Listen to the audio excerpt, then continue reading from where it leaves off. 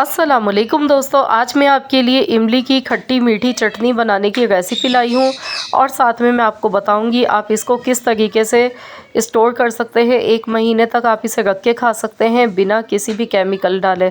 तो बहुत ही आसान और बहुत ही मज़ेदार ये चटनी है और ये हमारे रमज़ान के महीने में तो बहुत ही ज़्यादा इसका इस्तेमाल होता है। आप कह सकते हैं कि इफ्तारी को ये हमारी 4 चाँद लगा देती है, क्योंकि इसका इस्तेमाल बहुत ज़्यादा होता है। बहुत सारी डिशेज़ में आप इसे पकौड़ों समोसों के साथ खा सकते हैं। चना चाट में ये डाली जाती है, दही भल्ले में डाली जाती है, इसके अलावा फ्रूट चाट में भी डाली जाती है। तो बहुत सारी चीज़ों की रिक्वायरमेंट होती है ये चटनी। तो इस चटनी की रेसिपी को आपने ज़रूर फुल वॉच करना है और सेम रेसिपी को फॉलो करते हुए बनाना है। तो चलिए हम रेसिपी देख लेते हैं। तो यहाँ पर इसको बनाने के लिए मैंने 1 पाव इमली ली है और इमली को सबसे पहले हमने भिगो देना है। तो मैं यहाँ पर इसको नॉर्मल वाटर मैंने लिया है, ना नीम गर्म है ना फ्रिज का ठंडा है, नॉर्मल टेम्परेचर का जो पानी होता है वो मैंने इसमें डाला है और इसको हम भीगने के लिए रख देंगे आधे घंटे के लिए। तो चलिए इसे कवर कर देते हैं। तो यहाँ पर आधा घंटा हो चुका है, तो चलिए हम देख लेते हैं। तो ये देखिए इमली हमारी अच्छी तरह से भीग चुकी है।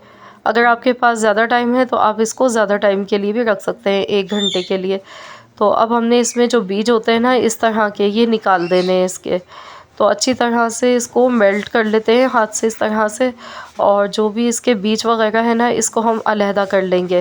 ये देखिए इस तरह से।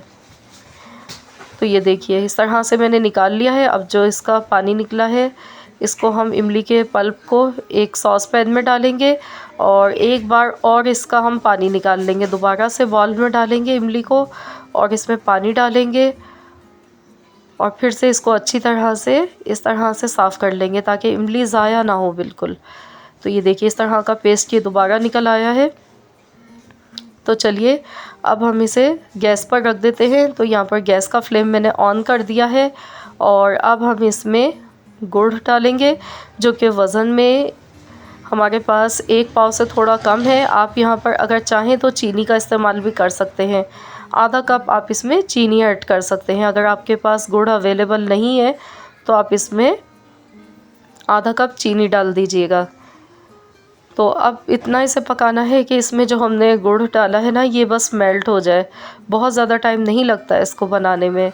आधा चम्मच मैंने काला नमक डाला है। काला नमक वैसे भी बहुत ज़्यादा फ़ायदेमंद होता है और इसका फ्लेवर बहुत अच्छा आता है इसमें। चाट मसाला 1 टेबल स्पून भर के मैंने डाला है और अब हम इसमें पिसी हुई सौंठ डालेंगे, यानी कि अदरक का पाउडर। भुना कुटा ज़ीरा आधा चम्मच। ज़ीरा आपने रोस्ट करना है, उसके बाद पीस लेना है।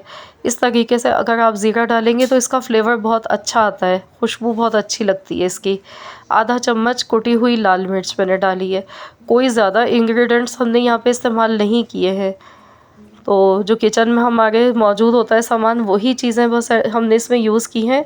बहुत ही आसान सी ये चटनी है और बहुत ही मज़ेदार बनती है। अभी इसे इतनी देर पकाएंगे जब तक इसमें गुड़ जो है मेल्ट नहीं हो जाता है। तो यहाँ पर देखिए गुड़ इसमें अच्छी तरह से मेल्ट हो गया है।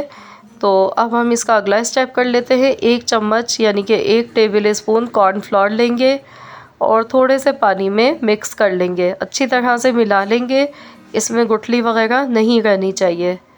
तो ये देखिए मैंने इसे अच्छी तरह से मिक्स कर लिया है। तो अब हम ये थोड़ा थोड़ा करके इसमें डालेंगे। जितनी ज़रूरत होगी उतना ही हमने इसमें ऐड करना है। इससे क्या होगा कि चटनी में थोड़ी सी हमारी थिकनेस आ जाएगी। ये देखिए इस तरह से मिलाएंगे इसको। तो ये आप थिकनेस देख सकते हैं, बिल्कुल परफेक्ट है। पूरा 1 टेबल स्पून इसमें कॉर्नफ्लोर गया है। बस अभी इसे 2 से 3 मिनट पका लेते हैं। ज़्यादा नहीं पकाना है, बस 2 से 3 मिनट पकाना है। उसके बाद हम गैस का फ्लेम बंद कर देंगे और इसको अच्छी तरह से ठंडा कर लेंगे।